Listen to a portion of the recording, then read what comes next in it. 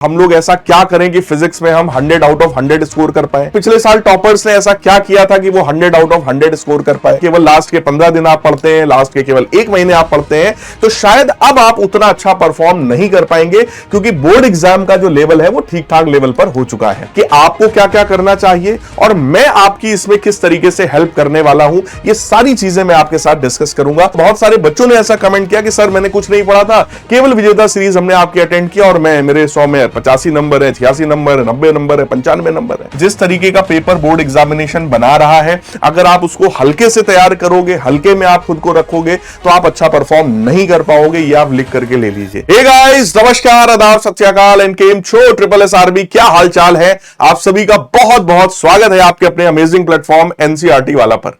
इस सेशन में, इस वीडियो में हम लोग बात करने वाले हैं कि आखिर फिजिक्स का एग्जामिनेशन, जो कि बोर्ड एग्जाम इतना ज्यादा टफ बना रहा है, उसके लिए हमारी क्या स्ट्रेटजी होनी चाहिए इस साल के लिए। तो आ जाइए हम लोग एक एक करके सारी चीजों को डिस्कस करते हैं। बेटा, फिजिक्स के एग्जाम में सबसे ज्यादा टफ बच्चों को लगता है न्यूमेरिकल्स। जब क्वेश्चंस डायरेक्टली ना पूछ करके आपको न्यूमेरिकल्स के फॉर्म में पूछा जाता है, या कोई भी डेरिवेशन सीधे सीधे ना पूछ करके उसको घुमा करके पूछा जाता है, तो ऐसी जगह पर बच्चे जो है वो हाईली कंफ्यूज्ड होते हैं। तो सर इसमें क्या करना चाहिए? हम लोग ऐसा क्या करें कि फिजिक्स में हम 100 आउट ऑफ 100 स्कोर कर पाए? या सर पिछले साल टॉपर्स ने ऐसा क्या किया था कि वो 100 आउट ऑफ 100 स्कोर कर पाए?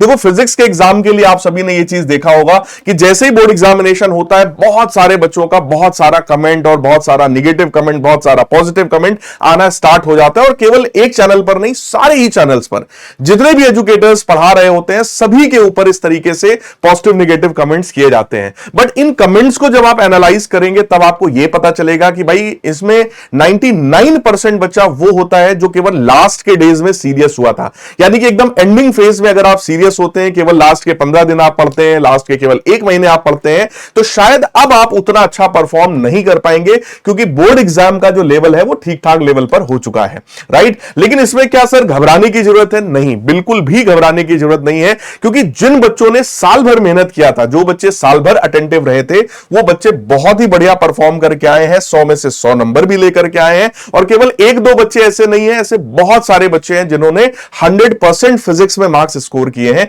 इतना टफ पेपर आने के बाद भी।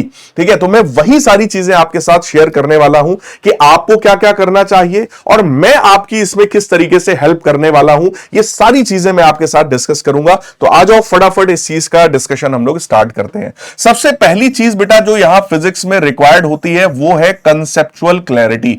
यानी कि जो भी चीजें आप लोग पढ़ेंगे, उन चीजों को कंसेप्चुअली अपने दिमाग में बहुत ही क्लियर करने की कोशिश करेंगे। यानी कि हम लोग कोई भी चीज अब रटने वाले नहीं है। आपको कोई भी चीज लर्न नहीं करना है कि जैसे मान लो मैंने कोई भी एक डेरिवेशन करवाया, जब तक आपको वो डेरिवेशन 100% फील ना आ जाए, तब तक आपको उसको छोड़ना नहीं है। यानी कि आपको यह नहीं सोचना है कि अरे सर ने पढ़ाया, लाओ उसको याद कर लेते हैं, 4 बार लिख करके रट लेते हैं और जब आएगा तो ऐसे ही लिखाएंगे। क्योंकि हो सकता है सीधे सीधे वो डेरिवेशन आपसे पूछा ही ना जाए, उसको घुमा फिरा करके आपसे उसको न्यूमेरिकल्स के फॉर्म में पूछा जाए। तो सबसे पहली और सबसे ज्यादा इंपॉर्टेंट चीज फिजिक्स में होती है कंसेप्चुअल क्लैरिटी। सर ये कंसेप्चुअल क्लैरिटी हमारे अंदर कैसे आएगी?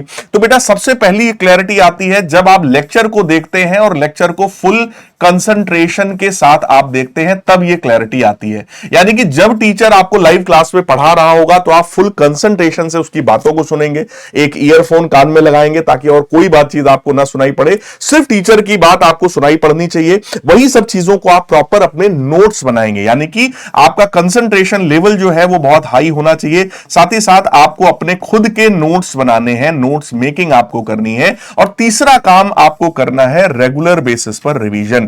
देखो ये बहुत बहुत और बहुत ज्यादा बेटा अब रिक्वायर्ड हो चुका है, क्योंकि जिस तरीके का पेपर बोर्ड एग्जामिनेशन बना रहा है, अगर आप उसको हल्के से तैयार करोगे, हल्के में आप खुद को रखोगे, तो आप अच्छा परफॉर्म नहीं कर पाओगे। ये आप लिख करके ले लीजिए। राइट? तो अगर आपको अच्छा करना है तो रेगुलर रिवीजन करना ही पड़ेगा। सर रेगुलर रिवीजन का मतलब? रेगुलर रिवीजन का मतलब यह होता है कि जैसे अगर एक चैप्टर, पहला चैप्टर मैंने आपको पढ़ा दिया है, तो पहला चैप्टर आपको इस पूरे साल में कम से कम कुछ नहीं तो 7 से 8 बार रिवाइज करना ही करना है। दूसरा चैप्टर हो गया, उसको भी 7 से 8 बार साल भर में रिवाइज करना ही करना है। सर कैसे रिवाइज करेंगे?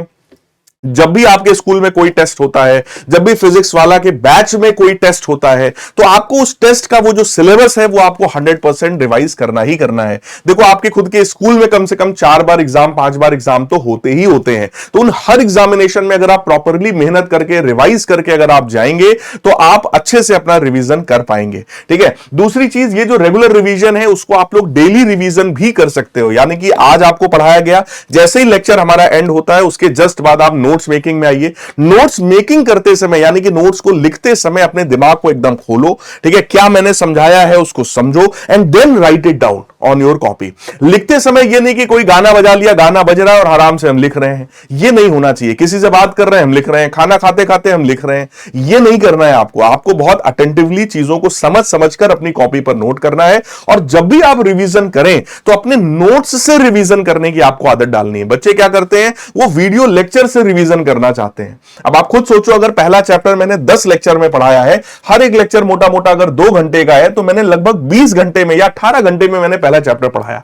अब अगर तुम सोचो कि 18 घंटे का वीडियो देख करके हम पहला चैप्टर रिवाइज करेंगे, तो यह बिल्कुल ही गलत बात है। अगर आप अपने नोट से रिवाइज करोगे बेटा, तो हार्डली 2 से 3 घंटे में आप अपने चैप्टर को रिवाइज कर सकते हैं। इसके अलावा अगर मान लो आप उससे नहीं करना चाहते हैं, तो दूसरा एक ऑप्शन रिवीजन के लिए मैं आपको दे सकता हूं कि मैंने इस साल लास्ट ईयर यानी कि विजेता सीरीज में बहुत मेहनत किया था, बहुत अच्छा पढ़ाया था। मैं अपनी तारीफ नहीं कर रहा हूं, लाखों बच्चों ने उस चीज को पसंद किया था, है ना। तो विजेता सीरीज के थ्रू आप लोग अपना रिवीजन कर सकते हैं। जब भी आपको रिवीजन करने का मन हो, तो विजेता सीरीज इज फॉर रिवीजन। इसके लिए नहीं कि सर केवल विजेता सीरीज से पढ़ लें, क्या। देखो पढ़ाया तो मैंने सब कुछ है उस विजेता सीरीज में, यानी छोड़ा कुछ भी नहीं, हर एक डेरिवेशन, हर एक कंसेप्ट सब पढ़ाया है। लेकिन बेटा जब हम किसी एक चीज को 4-5 घंटे के अंदर में कवर करते हैं और केवल उतना ही देख करके तुम सोचो कि तुम 100 में 100 ले आओगे, उसके लिए तुम्हारा अपना ऊपर वाला माला बहुत स्ट्रांग होना चाहिए। यानी कोई चीज एक बार पढ़ ली तो 100% फील आ जाए, ऐसा दिमाग तुम्हारा होना चाहिए। और यह दिमाग बहुत कम बच्चों का होता है, यानी यह दिमाग सिर्फ टॉपर्स का होता है, इसीलिए वो टॉप कर पाते हैं। आपने देखा होगा बहुत सारे बच्चों ने ऐसा कमेंट किया कि सर मैंने कुछ नहीं पढ़ा था, केवल विजेता सीरीज हमने आपकी अटेंड किया और मेरे 100 में 85 नंबर है, 86 नंबर है, 90 नंबर है, 95 नंबर है। तो ये बच्चे वो थे जिनका शायद ऊपर वाला माला बहुत ज्यादा तेज था। एक बार देखा और उनको एक बार देख करके समझ में आ गया, उन्होंने न्यूमेरिकल्स भी सॉल्व कर लिए। अब कुछ बच्चे ऐसे होते हैं जिनको 4 बार भी न्यूमेरिकल करवाओगे तो भी नहीं कर पाएंगे। तो अलग अलग बच्चे के लिए बेटा ये चीज अलग अलग होती है। आपको खुद को आइडेंटिफाई करना है कि आपका मेंटल लेवल किस लेवल का है, उसके हिसाब से आपको ये करना है। फिलहाल मैं तो यही कहूंगा कि आपको अपने नोट्स से रिवीजन करना है ना, और नोट्स के साथ सपोर्ट के लिए तुम जरूर विजेता सीरीज ले सकते हो। इसके बाद दूसरा काम सर हम लोग को क्या करना है बेटा, दूसरा काम हम लोग को करना है प्रीवियस ईयर क्वेश्चंस, यानी कि पीवाईक्यूज। सर ये पीवाईक्यूज हम लोग कैसे करेंगे? सबसे पहले ये जो पीवाईक्यूज हैं, ये हम लोग जब भी किसी भी बैच में पढ़ाते हैं, चाहे परिश्रम हो, परिश्रम गोट हो, कोई सी भी बैच में आप देखोगे तो हम लोग चैप्टर्स के बीच बीच में पीवाईक्यूज आपको कराते रहते हैं, यानी हर टॉपिक के साथ आपको पीवाईक्यूज कराते रहते हैं। ठीक है, तो ये आपको इस तरीके के पीवाईक्यूज मिलते रहेंगे। बाकी मेरे से जो बच्चे पर्सनली अटैच्ड हैं, मैं अपने टेलीग्राम चैनल पर आप लोगों को पीवाईक्यू की सेपरेट फाइल्स जो है प्रोवाइड करूंगा। ठीक है, मेरे अपने टेलीग्राम चैनल पर आपको पीवाईक्यू की फाइल्स मिलेंगी। सर ये टेलीग्राम चैनल हमें कैसे मिलेगा? तो ये टेलीग्राम चैनल के लिए आप टेलीग्राम पर जाइएगा और वहां पर ऊपर आप लोग को सर्च करना है शैलेंद्र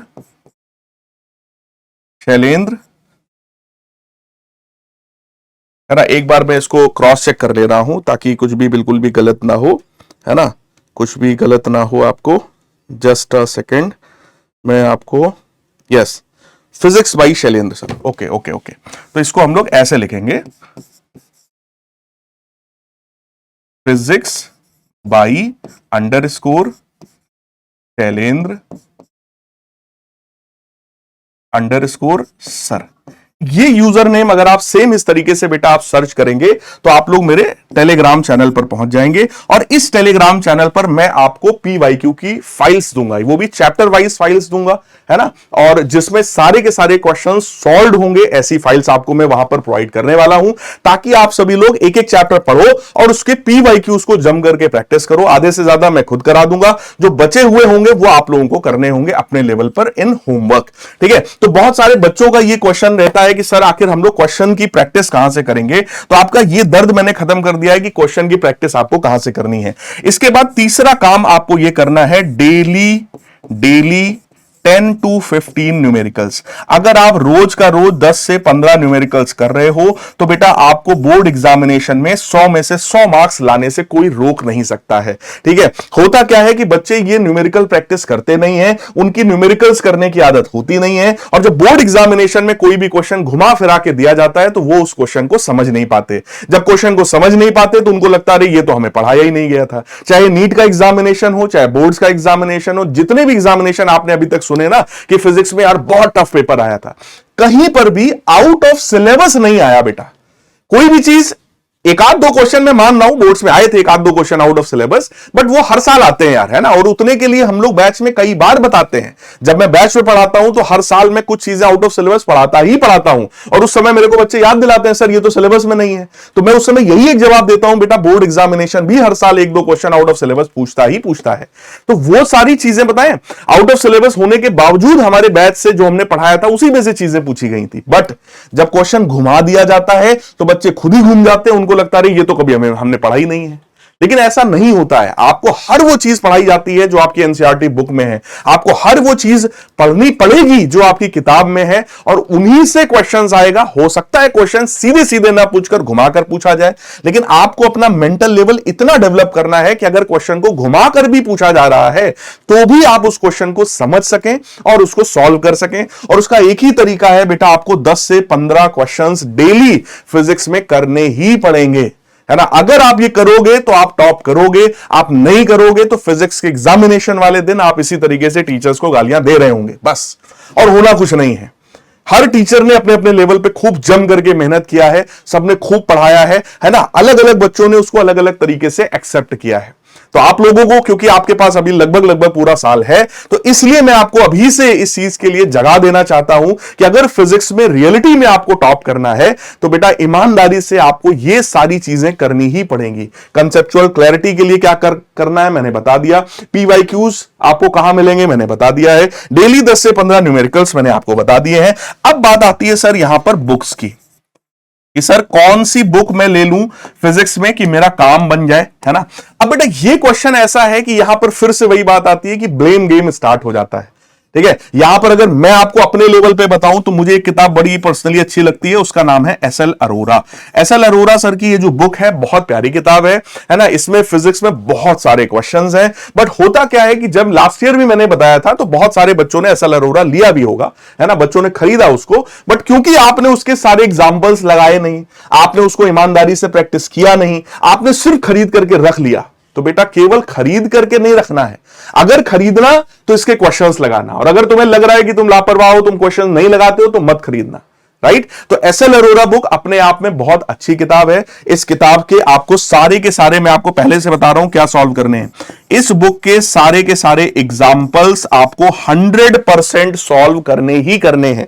इसके साथ साथ सर अगला क्या कर सकते हैं, अगली आपकी जो फंडामेंटल बुक है यानी कि एनसीईआरटी की जो बुक है उसकी एक्सरसाइज का एक एक क्वेश्चन आपको करना ही करना है। एनसीईआरटी की बुक में बेटा ऑलरेडी बहुत अच्छे लेवल के क्वेश्चंस गिवन हैं। अगर ये वाले सारे क्वेश्चंस आपने समझ करके अपने आप से अगर आपने सॉल्व कर लिया तो आप मान के चलो कि आप बहुत अच्छा परफॉर्म कर रहे हो, और आगे आप जेई में, नीट में या बोर्ड्स में आप बहुत ही अच्छा परफॉर्म करने वाले हो। सर इसके अलावा भी कुछ बुक्स हैं क्या? इसके अलावा जो भी कंटेंट होगा वो हम लोग आपको खुद ही बैचेस में प्रोवाइड कर रहे होंगे, यानी कि आपको जो टीचर पढ़ाएगा वो कंटेंट आपको फॉलो करना है। आपको अपने लेवल पर केवल ये दो किताबें अच्छे से कर लो। एस एल अरोरा नहीं लेने का मन है तो मॉडर्न एबीसी की किताब आती है वो वाली ले लो, नूतन की किताब आती है कुमार मित्तल साहब की, वो वाली ले लो। ठीक है, इन तीनों में से कोई भी एक बुक ले लो। ठीक है, एनसीईआरटी की किताब ले लो, प्रीवियस ईयर क्वेश्चंस मैं ऑलरेडी दे रहा हूं। राइट, इतना काम अगर आपने फिजिक्स में कर लिया तो आप बहुत अच्छा परफॉर्म करने वाले हो। लेकिन टर्म्स एंड कंडीशंस अप्लाइड, आपको साल भर ईमानदारी से मेहनत करना पड़ेगा।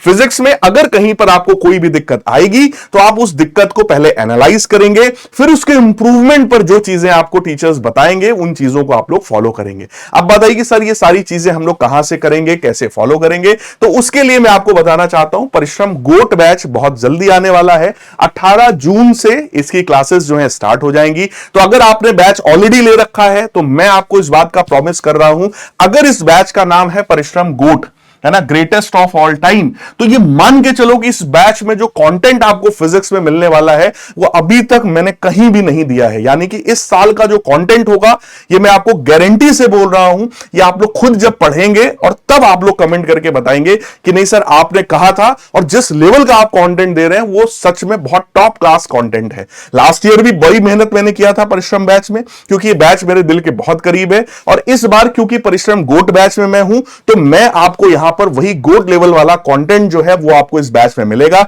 चाहे वो एचसी वर्मा सर की बुक के क्वेश्चंस हो, चाहे वो डीसी पांडे सर की बुक के क्वेश्चंस हो, कुछ जेई के पीवाईक्यूज, कुछ नीट के पीवाईक्यूज, जो अच्छे अच्छे होंगे वो सब आपको मैं बैच में खुद ही करवाने वाला हूं, राइट। और भी बहुत सारी ऐसी चीजें मैं परिश्रम गोट में इस बार करने वाला हूं जो मैंने लास्ट ईयर शायद किसी बैच में नहीं किया था, ठीक है। क्योंकि जैसे जैसे इंसान का एक्सपीरियंस बढ़ता जाता है वो अपने अंदर कुछ कुछ अपडेट करता जाता है, तो मैंने भी अपने अंदर कुछ कुछ अपडेट्स किए हैं जो आप लोगों को परिश्रम गोट बैच के अंदर देखने को मिलेगा। बस इतना मान के चलो, फिजिक्स जो आपको मिलेगा ना परिश्रम गोट के अंदर वो एक अलग लेवल का फिजिक्स होगा, एंड एकदम जीरो से स्टार्ट करेंगे, एकदम बेसिक से पढ़ाएंगे। जो मेरे से बच्चे पढ़ चुके हैं वो बहुत अच्छी तरीके से जानते हैं, और वो लोग प्लीज कमेंट करके बताएं कि मैं कैसा पढ़ाता हूं, क्या पढ़ाता हूं। तो बिल्कुल जीरो से स्टार्ट करेंगे और हीरो लेवल तक का कंटेंट जाएगा, ठीक है, जो आपको बोर्ड्स में भी हेल्प करेगा, जेई में भी करेगा, नीट में भी करेगा, सभी जगह आपकी हेल्प करेगा।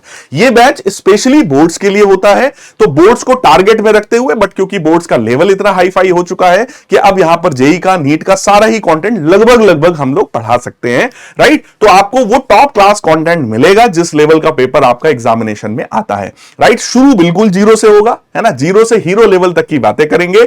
और यहां पर मैं आपको ये चीज बताता जाऊंगा कि ये वाला जो क्वेश्चन है वो बोर्ड्स के लिए है, ये वाला थोड़ा जेई लेवल का है, ये वाला थोड़ा नीट के लेवल का है, ये वाला स्टेट बोर्ड्स के लेवल का है। यानी वो एक कैटेगराइजेशन जो है, जो चीजें मैंने अपने दिमाग में अपडेट सोचे हैं वो सारे अपडेट्स आपको इस बैच के अंदर ऑलरेडी मिलते जाएंगे। यानी कि इस साल जो एक्सपीरियंस आपका होने वाला है, देखो लास्ट ईयर भी परिश्रम बैच के बच्चे बहुत दीवाने थे, है ना। इस साल परिश्रम गोट के जो बच्चे होंगे, मैं गारंटी ले रहा हूं इस बात की कि वो लोग इस चीज को फील करेंगे कि नहीं यार सर ने जो कहा वो उन्होंने करके दिखाया, राइट। तो ये मेरा आपके साथ प्रॉमिस है।